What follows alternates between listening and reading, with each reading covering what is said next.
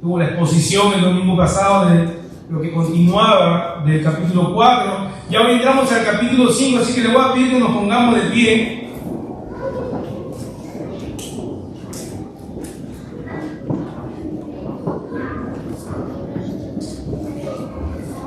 Vamos a dar lectura al pasaje que estaremos exponiendo en esta tarde ya. Marcos capítulo 5, de los versículos del 1 al 20.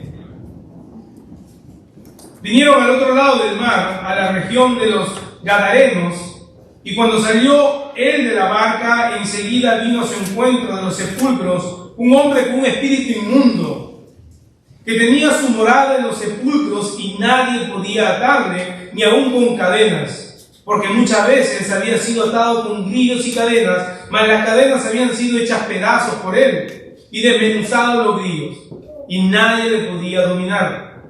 Y siempre, de día y de noche, andaba dando voces en los montes y en los sepulcros, e hiriéndose con piedras. Cuando vio pues a Jesús de lejos, corrió y se arrodilló ante él, y clamando a gran voz dijo: ¿Qué tienes conmigo, Jesús, Hijo del Dios Altísimo? Te conjuro por Dios que no me atormentes. Porque le decía: sal de este hombre, espíritu inmundo. Y le preguntó: ¿cómo te llamas? Y respondió diciendo: Legión me llamo, porque somos muchos. Y le rogaba mucho que no lo enviase fuera de aquella región. Estaba allí cerca del monte un gran hato de cerdos paciendo. Y le rogaron todos los demonios diciendo: envíanos a los cerdos para que entremos en ellos. Y luego Jesús les dio permiso, y saliendo aquellos espíritus inmundos, entraron en los cerdos, los cuales eran como 2000. Y el hato se precipitó en el mar por un desempeñadero, y en el mar se ahogaron. Y los que apacentaban los cerdos huyeron y dieron aviso en la ciudad y en los campos. Salieron a ver qué era aquello que había sucedido. Vienen a Jesús y ven al que había sido atormentado del demonio y que había tenido la legión sentado, vestido y en su juicio cabal. Y tuvieron miedo. Y les contaron los que habían visto cómo le había acontecido al que había tenido el demonio y lo de los cerdos. Y comenzaron a rogarle que se fuera de sus contornos. Al entrar él en la barca, el que había estado endemoniado le rogaba que le dejase estar con él. Mas Jesús no se lo permitió, sino que le dijo: vete a tu casa, a los tuyos, y cuéntales cuán grandes cosas el Señor ha hecho contigo, y cómo ha tenido misericordia de ti. Y se fue y comenzó a publicar en Decápolis cuán grandes cosas había hecho Jesús con él, y todos se maravillaban. Pueden tomar asiento, hermanos.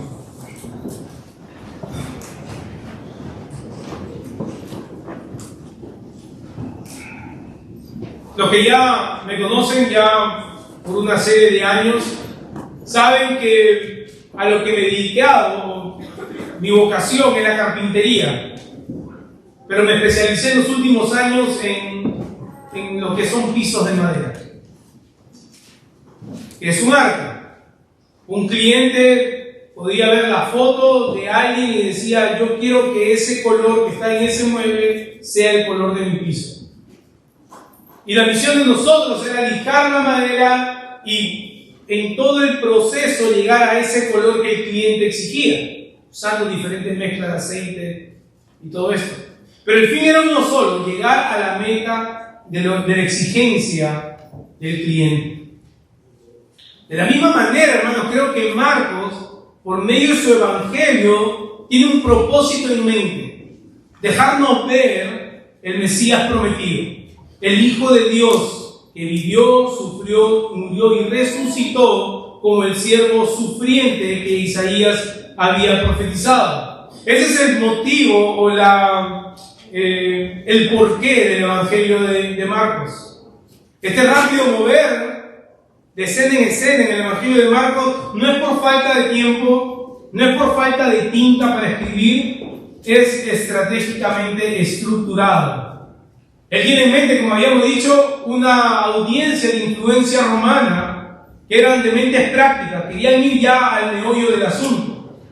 Así que cada relato que leemos en este Evangelio debe ser esa pieza que completa el cuadro final. Así como cada proceso en lo que era lijar los pisos tenía como propósito llegar a ese cuadro final, cada una de las partes del Evangelio de Marcos es una de estas piezas que completa un cuadro final. Jesús es el Mesías prometido y ha venido a inaugurar un reino que es como ningún otro, y su poder es inexplicable solo como Dios mismo. Así que podemos ver todas estas piezas de rompecabezas desde que empezamos a estudiar este Evangelio. En palabras de Juan Bautista, en el capítulo 1, él dijo: viene tras de mí uno del cual no soy digno de inclinarme ni desatar la correa de sus sandalias. Él es quien nos va a bautizar con el Espíritu Santo. Él es quien regenera. También encontramos el testimonio del Padre que dice: tú eres mi Hijo amado, en ti me he complacido. Encontramos el testimonio de los demonios que dice: ¿qué tienes que ver con nosotros, Jesús de Nazaret? Has venido a destruirnos reconociendo el poder de Jesús. Tú eres el Santo de Dios, decía. También podemos recoger el testimonio de la gente. Decía que éste enseña con autoridad como ningún otro. Y hemos visto su poder sobre las enfermedades, su misericordia para con aquellos que estaban atormentados, su poder para perdonar pecados, su autoridad sobre la tradición de los fariseos. Y hemos visto cómo él llama a un grupo de hombres y ellos responden. Los llama con toda autoridad. Y ellos responden dejándolo todo para seguirlo y ser sus discípulos. Pero ante esta autoridad y ante la persona de Cristo, algunos otros respondieron con interés para beneficiarse de algún milagro. Eso lo hemos visto, ¿verdad? Las grandes multitudes iban y lo aplastaban a Jesús porque buscaban un milagro de él. Pero otros respondían con odio y buscaban matarle, buscaban destruirle. Por la dureza del corazón de estas personas, Jesús ha omitido un juicio. Y cumpliendo con la profecía de Isaías, dice que les hablaba en parábolas para que oyendo no entiendan y no se arrepientan. El juicio del no creyente es ser abandonado a su pecado. El domingo pasado, nuestro hermano Miguel expuso lo que sería el inicio de una serie de señales que van acompañados por una serie de respuestas diversas por parte de los testigos. ¿Cuál es la reacción de la audiencia? Están viendo todo lo que Jesús está haciendo. Esta serie de señales la vamos a ver desde el capítulo 9 en adelante. En Job 38, del 8 al 11, Dios le hace una serie de preguntas retóricas a Job para demostrarle su poder. Fíjense en esto. Dios le pregunta a Job: ¿quién encerró con puertas el mar cuando se derramaba saliéndose de su seno? Cuando puse yo nubes por vestidura suya y por su faja oscuridad, yo establecí sobre él mi decreto, le puse puertas y cerrojos, y le dije: hasta aquí llegarás y no pasarás adelante, y ahí parará el orgullo de tus olas. Y eso es exactamente, hermano, lo que Jesús estaba haciendo mientras estaba en la barca. Con una sola palabra, Jesús demuestra su poder, que es característico solo de Dios, ante la naturaleza y la ferocidad de este mar, dejando ver que él era Dios mismo. Ahora, ¿cuál es la respuesta de los discípulos? Un temor mayor que el de la tormenta, ¿no? Y ahí es donde entra la palabra fobia. Si tenían temor por la tormenta, ahora estaban aterrorizados de saber que Dios mismo estaba en la barca con ellos. Quizás experimentaron lo que experimentó Isaías: ay de mí, hombre de labios inmundos, he visto la presencia de Dios. Este mismo Dios es quien mandó la tormenta cuando Jonás intentó escapar. Pero ahora es quien calma la tormenta, demostrando su poder divino. Ahí, con unos cuantos pescadores. Hay algunos que dicen que Jesús, al encarnarse, renunció a sus atributos divinos. que él no era Dios, era un simple humano y que Dios le había dado cierto poder. Ese es un mal entendimiento de la unión de ambas naturalezas en la persona de Jesús, lo que se conoce como unión hipostática. Jesús era verdaderamente Dios, tenía todos los atributos propios de su divinidad, pero siendo también verdaderamente hombre, todas las limitaciones de un hombre. Y es un misterio, hermanos, que nuestras mentes pequeñas, limitadas, no van a poder entender. En esta escena de Jesús calmando la tormenta, nos deja ver ese poder y autoridad sobre su naturaleza. Esto responde a la pregunta de los discípulos al final del capítulo 4, que dice: ¿quién pues es este que aún el viento y el mar le obedecen? Este es Dios. Ahora, aún no salían de su temor, aún no salían de su asombro, y se van a ver encarando ahora una situación también difícil, en donde Jesús va a demostrar una vez más su poder y su autoridad. Esta vez no solo sobre la naturaleza, como ya lo hemos visto, pero también su autoridad sobre el poder de las tinieblas.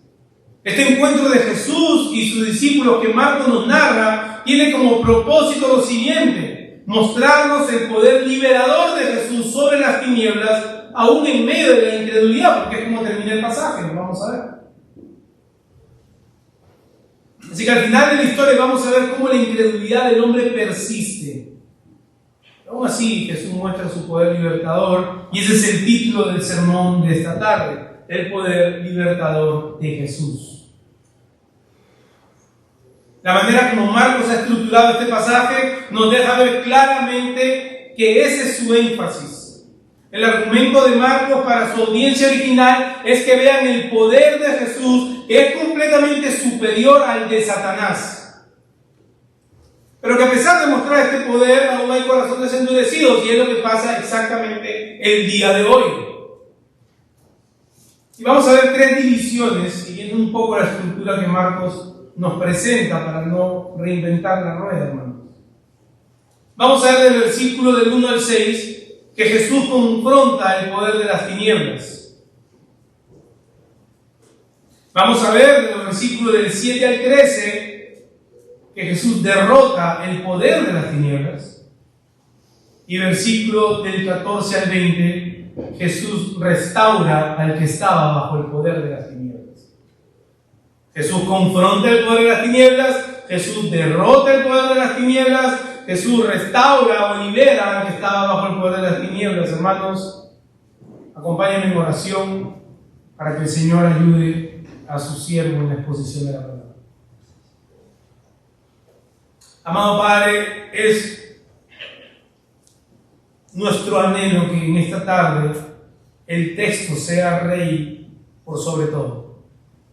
Que tu palabra, Señor, domine esta plataforma en donde es expuesto. Que nuestros corazones, Señor, estén ansiosos, anhelando, Señor, recibir aquella leche espiritual no adulterada que es tu palabra. Ayúdanos a crecer en ella, porque por medio de ella, Señor, creceremos en santidad. Ayúdanos en nuestras debilidades, primeramente, para con tu siervo, Señor. Damos oídos para escuchar lo que tú tienes que comunicar a tu pueblo. En Cristo Jesús. Amén. Creo que todos los que venimos, no solo en Sudamérica, pero en Sudamérica es más común. Creo que en todo barrio hay un loco, ¿verdad?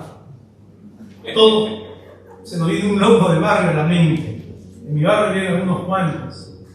Pero había uno en particular que vivía en el parque, que para muchas personas era un loco peligroso. Atemorizaba a las personas del barrio, y se tendría que ser loco y medio para querer ir a enfrentarlo a este loco. Aún con todo, ese loco o el loco que usted se le haya venido a la mente de allá de su barrio en Puerto Rico, en Dominicana, en Colombia, creo que era un bebé en pañales al lado de este personaje que Marcos nos presenta. Este endemoniado hacía ver al hombre más fuerte y violento como un simple niño. Hasta lo que va de este Evangelio de Marcos, hemos visto interacciones entre Jesús y algunos endemoniados, pero Marcos no ha entrado en detalle como entra aquí. Marcos no nos ha dado más características de los endemoniados que interactuaron con Jesús, a diferencia de esta persona. El único detalle que siempre hemos visto es que ellos reconocen la autoridad de Jesús, esta autoridad que llega al punto hasta que Jesús los calla y ellos obedecen. Pero este encuentro es diferente. Este encuentro tiene detalles que otros encuentros no. Este encuentro nos deja ver cómo esta persona tiene una apariencia violenta y sanguinaria. Para la audiencia en general que está viviendo esta escena, ya seguro tenían su candidato favorito, quién iba a ganar. Ya sabía, quizás por deducción, o asumía que este endemoniado iba a hacer pedazos a Jesús. Veamos lo que nos dice la narración de Marcos en nuestro primer punto, en donde Jesús enfrenta las tinieblas. Dice, vinieron al otro lado del mar, a la región de los Gadarenos. Lo primero que podemos ver es este cambio de escena, el cambio de ambiente. Ya Jesús y sus discípulos han llegado al otro lado de la orilla, donde Él inicialmente les dijo que iban a llegar. Nada se iba a interponer a lo que Jesús ya había dicho que iba a pasar. Pero lo que nos deja ver esto rápidamente es que cada paso con Jesús es prueba, aprendizaje, asombro y adoración en el corazón de sus seguidores. Y aún seguro estos discípulos con su rostro lleno de temor no pasaban de su asombro de lo que había acontecido, de la tormenta, llenos de fobia. Aún con este rostro desencajado, seguramente comentando entre ellos lo que acababa de suceder, llegan al otro lado del mar, y dice el versículo 2, que cuando llegan al otro lado del mar, enseguida se acercó a ellos un hombre que vivía entre los sepulcros con espíritu inmundo. Este encuentro debe haber causado gran temor en los discípulos. Al ver que esta persona sale de entre el cementerio, ¿alguna vez han ido al cementerio de noche? Pero imagínense que alguien sale de ahí, de esas áreas medias oscuras, ¿no? Cuando esta persona sale del cementerio, dando gritos, dando voces, sale al encuentro de Jesús. Y desde el inicio de esta narración, entonces vemos ya cómo hay una tensión en el ambiente. Esta persona tiene un espíritu inmundo, un demonio. Está poseído por alguien que en algún momento, un ser, un ente, que en algún momento fue un ángel. Que habiéndose revelado junto con Satanás, es ahora considerado un demonio, un espíritu inmundo. Son los agentes de Satanás y son los que operan en el mundo. Y no, hermanos o amigos, no son un almita en pena. ¿Ok? Todas estas manifestaciones son demoníacas. No es el tío que murió antes de tiempo, no es el vecino que murió de manera trágica. Debemos entender que cada manifestación de este tipo son demonios. Pero para colmo de males, no solamente tenía un espíritu inmundo, sino que además de eso vivía entre lo inmundo, vivía entre cuerpos muertos, lo cual estaba prohibido bajo la ley mosaica. No se podía ni siquiera ni tocar un cuerpo muerto. Así que esta escena nos muestra algo que es como para salir corriendo y espantado.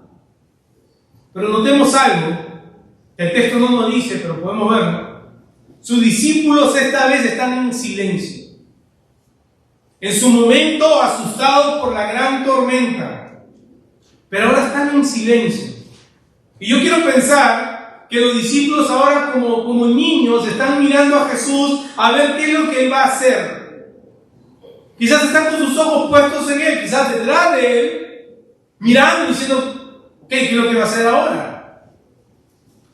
Pedro en su primera carta que es quien narra todo lo que tenemos aquí en el Evangelio de Marcos, nos dice que nuestra fe, que es más preciosa que el oro, debe ser probada.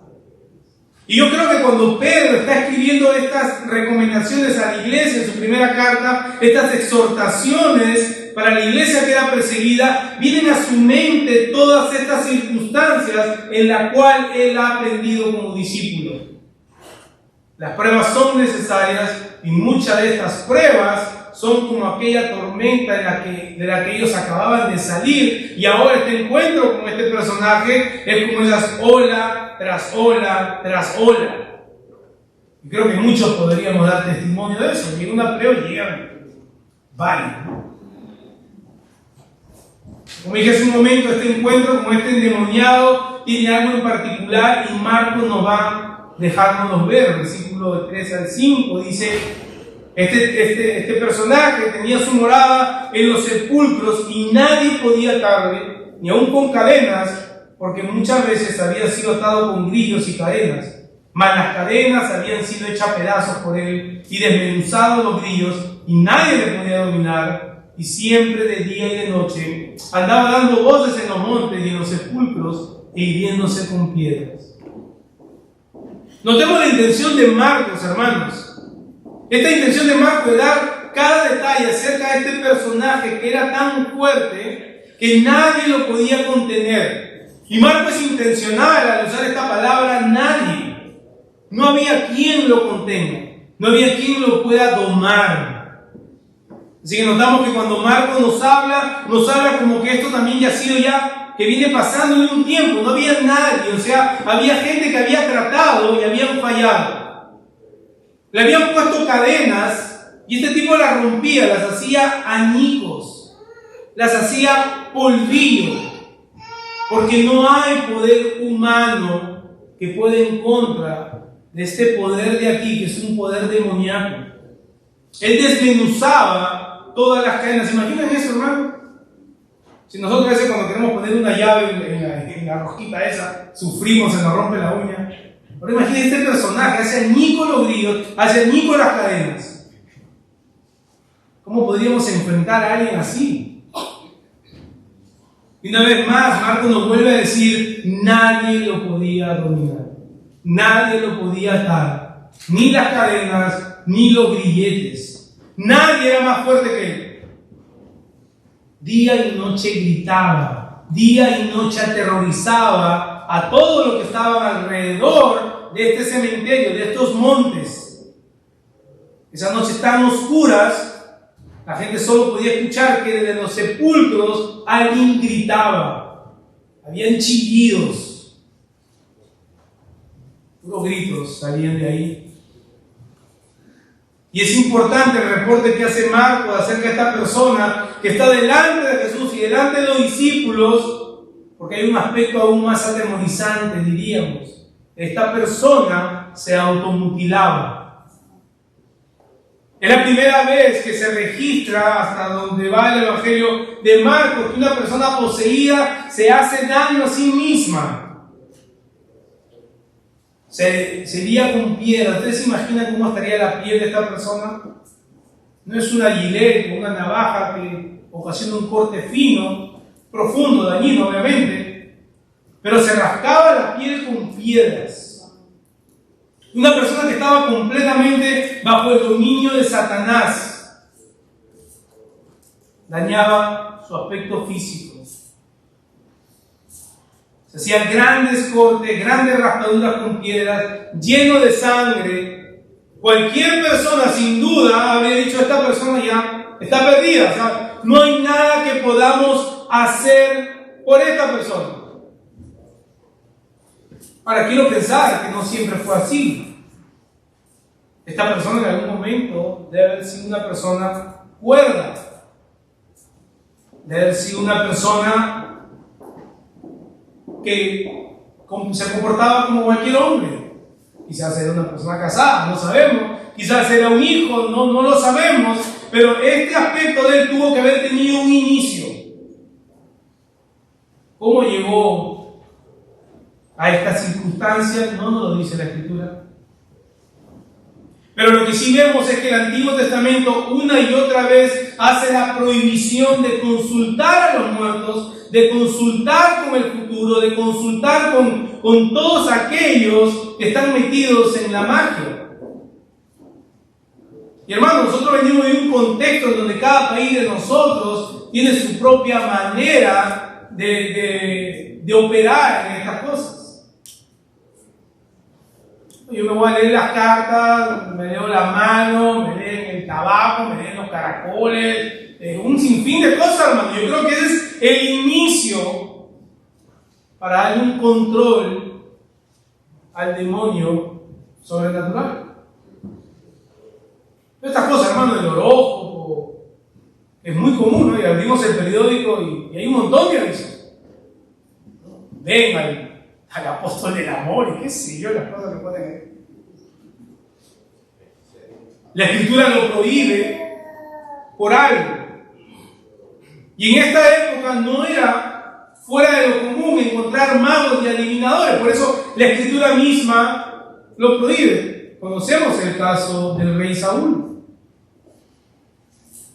Pero ese es el poder de las tinieblas. Y ese es el fin que tiene el poder de las tinieblas sobre la persona. Trastornar y disfigurar todo aquello que Dios ha hecho bueno. Nosotros lo podemos observar en la descripción de esta persona. Ahora, difícilmente podríamos pensar en alguien y decir: esta persona luce como aquella persona que yo conozco. Difícilmente podríamos relacionar a alguien que conocemos con esta persona. Y peor aún, remotamente cabría la posibilidad de que nosotros mismos nos podríamos identificar con esta persona. Y eso sucede, hermano, porque solamente nos fijamos en la parte externa. Nos fijamos en el asunto de la fuerza que tenía esta persona, la manera como su cuerpo presentaba marcas y sangre, que esta persona estaba poseída por los demonios, y podríamos decir: yo nunca he estado poseído por un demonio. Y a mí no me consta, ¿no? Pero te voy a creer si te dices que no has sido nunca poseído por un demonio. Pero si hay algo que nosotros tenemos en común con esta persona, o al menos teníamos en común antes de Cristo, y Pablo lo dice muy claro en la epístola a la iglesia de Éfeso, y vamos a Efesios 2.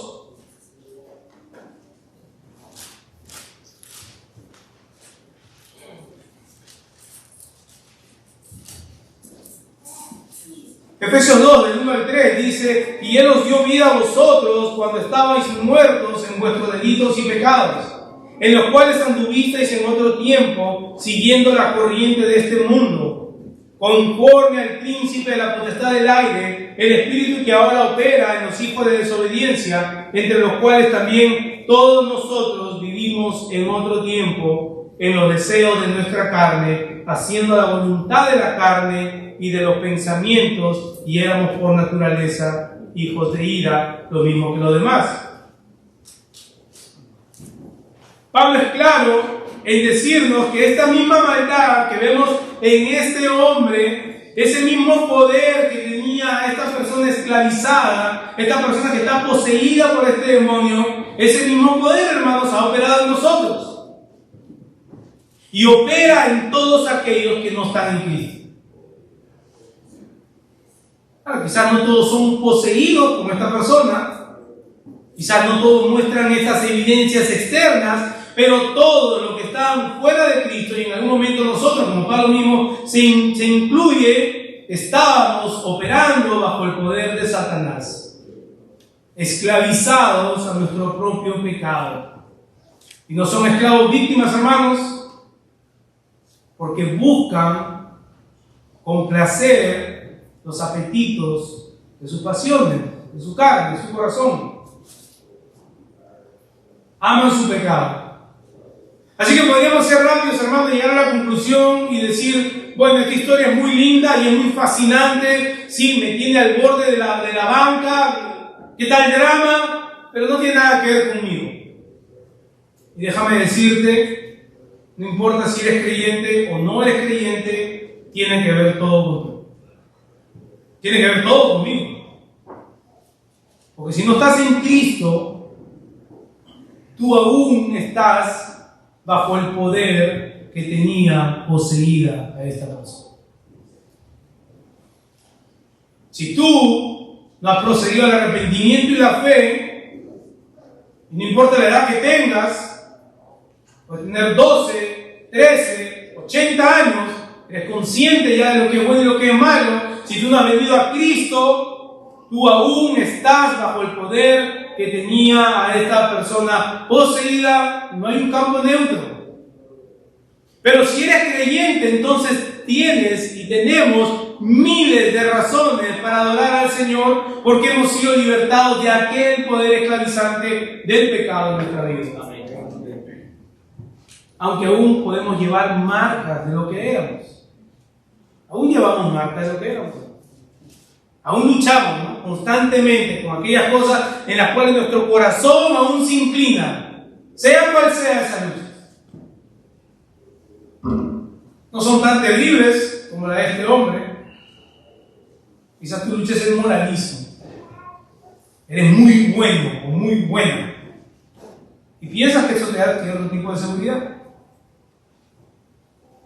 Pero el fin de este poder, el fin del poder de las tinieblas, que Jesús está en este momento confrontando, como dije, es deteriorar o trastornar todo aquello que Dios ha hecho bueno. En este caso lo vemos en la apariencia física de esta persona, haciéndose cortes, mutila su cuerpo, algo que es muy común últimamente, hermano, entre muchos muchachos, en donde el sentido de aprobación, la necesidad de sentirse amados, el deseo de llenar todas sus expectativas de lo que la vida debe ser con ellos, no se ven realizadas muchas veces. Ahora no digo que todas las veces, pero muchas veces por esta frustración, por este dolor y no saber cómo lidiar y no tener una identidad en Cristo, los lleva a un dolor profundo que les causa todas estas cosas. No llegan a alcanzar sus expectativas. Es un asunto del corazón. Los llevan a tomar estas decisiones. Es un asunto del alma. Es ahí donde estas personas necesitan ser liberadas de la esclavitud del pecado, para no verse con ojos con que ellos se ven, sino verse con los ojos de Cristo. Y como solo en Cristo hay una identidad verdadera, que no depende del externo, ni de cuánta gente me aprueba o me desaprueba. Es muy común ahora, hermanos, algo que quizás con mi iglesia no hemos conversado, pero esta mutilación constante de los cuerpos de aquellos que sienten que han nacido en el cuerpo equivocado. Estaba viendo algunas de estas operaciones y lo terrible que es que niñas de 11 años, de 10 años, a veces hasta menos que eso, por consentimiento de los padres y del gobierno, deciden mutilar su cuerpo, cortar sus senos, y los muchachos que se sienten que son mujeres, se cortan sus partes íntimas y le reconstruyen, hermanos, un pene del antebrazo, y son marcas terribles. Y cada vez escuchamos más de estas personas que llegan a cierta edad y se arrepienten y dicen: yo ni sabía lo que hacía. Porque ese es el fin del poder de las tinieblas, trastornar todo lo que Dios ha hecho bueno, todo lo que Dios nos ha dado para nuestro disfrute. Y el matrimonio, por ejemplo, no solamente ahora hay toda una agenda en contra del matrimonio como Dios lo diseñó, se viene ya hace muchos años, pero también las dinámicas dentro del mismo matrimonio muchas veces se ve manchado por el pecado. El trastorno del rol que cada uno debe cumplir. Hombres que por la fuerza quieren ejercer un dominio y un liderazgo. Mujeres rencillosas, egoístas, orgullosas, que luchan por sus propios ideales y sus propias metas. Y toda esta dinámica dentro de un matrimonio, hermano, entre un hombre y una mujer, obviamente, nos habla de cómo las tinieblas buscan destruir todo lo bueno que Dios nos ha dado. Y podríamos continuar con un sinfín de cosas. Por ejemplo, el trabajo que Dios nos ha dado como un medio para suplir el pan diario se convierte como un fin máximo para muchos. Personas que se vuelven workaholic, ¿no? En inglés, en español es alcohólicos al trabajo. El dinero, que puede ser de bendición para muchos, vuelve esclavos a muchos corazones, al punto que toda su identidad gira en torno a cuánto tienen en su cuenta bancaria. Pastor, ¿qué tiene que ver esto con este hombre que está endemoniado? Tiene que ver todo, hermano, porque es la misma fuerza que operaba en este hombre, opera en todos aquellos corazones que están bajo el poder de las tinieblas. Adicionalmente, hermanos, creo que podemos ver tipificado en esta persona lo horrendo del pecado, de la condición que nos hallábamos antes de que Cristo llegara a nosotros. Antes de que Él nos dé vida, como dice Pablo en Efesios, pero posiblemente es la condición de muchos aquí hoy. Pero la pregunta para ti es si todo lo que haces lo haces buscando una autogratificación. Si tu filosofía de vida es primero yo, segundo yo, tercero yo. Si vives constantemente buscando cómo llenar los deseos que nacen en tu corazón, si es así, tú aún sigues bajo este poder que operaba en este hombre. Pablo lo describe como que vives bajo la potestad del príncipe del aire. Y en ese caso tu salida es solo una: mirar a aquel que es mayor que las tinieblas mismas. Correr a Él, porque no hay ningún poder humano que podrá sacarte de la condición en la que